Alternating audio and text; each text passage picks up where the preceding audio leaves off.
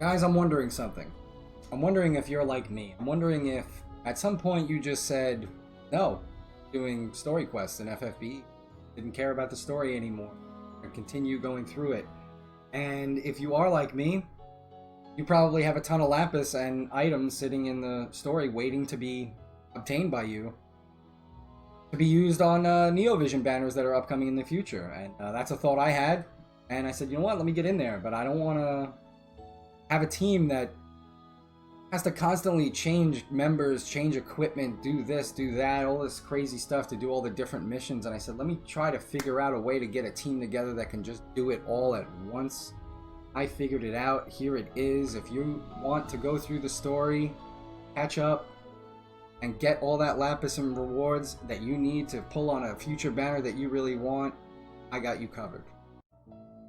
Alright, our team consists of Black Mage Goldbez, Neovision Tifa, which all of you should have by now, there's no excuse. I don't want to hear it. Livid Shantodo. Both Goldbez and Livid Shantodo only need to be at 6 stars. They do not need to be at 7 stars. Okay, so that's a little easier for you. If you have a copy laying around, you can level it up to 6 star, level 100 and use it. If you don't have a copy, can you OC it? I don't recommend it. I don't recommend using valuable UOCs on something for this purpose. Our next characters are 7-star characters, but you know, it is what it is. Those are pretty common now. Kimono Ayaka only needs to be at level 110 at 7 stars and you're all set. And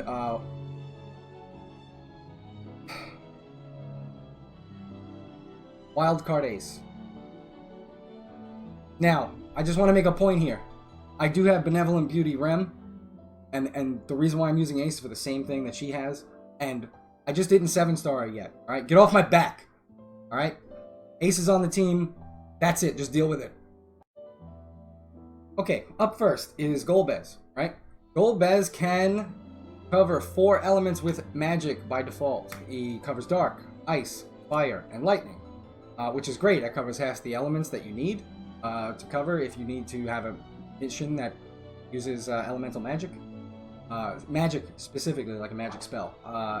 Also, if you need to use magic where it doesn't deal damage, he has impact there as well, which also counts as a 8 black magic spell. Alright, so moving on to his abilities, he covers almost every element in the game with his abilities, okay, at 6 stars. He's got ice, dark, earth, water, wind, fire, and he can dual cast them. So if you need to do 2 elements in 1 turn, he's got you on turn 1. No problem. Also, this is going to become important later, he can fill the evocation gauge, the Esper gauge, on his own. So you can use that. I'm not sure if you can dual cast that, but either way, you can use it. And if you need to fill up your Esper gauge to evoke a certain Esper, or evoke any Esper, or kill with an Esper, he can fill it up for you. Alright, so moving on to our next character. Our next 6-star only character. It's going to be Shantodo. Livid Shantodo, that is. And she can cover almost every element as well with magic. So, where Goldbez covers almost every element in non-magic abilities, she covers almost every element with magic abilities. So this is very important because certain missions will say, use fire damage but don't use magic.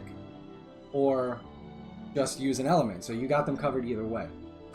Alright, and the next thing that she can do that's really useful is that her non-magic abilities cover the 2 elements that Goldbez does not, which is Final Exam and Empirical Research cover light and lightning.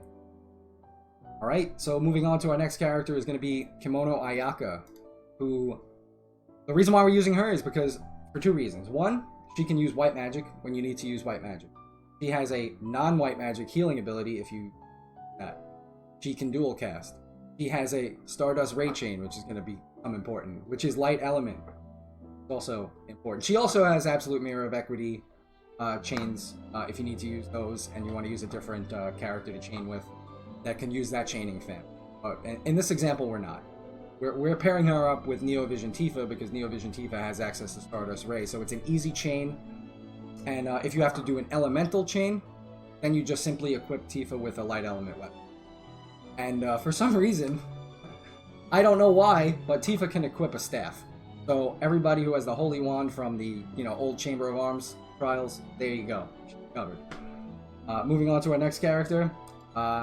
This is Ace, obviously. Ace, God, I hate him. He has a very good ability, though. This is very useful, okay? So what it does, it's a cooldown. It's called Summon True Eidolon. One use every 6 turns, but you can use it at the start of each wave. Completely fills your Esper gauge and gives 40 LB Chris to everybody on the team, which is so good. It's ridiculous. The only thing is, it will kill him. So if you're in a battle with a mission that says do not die with any of your characters, then you don't want to use it.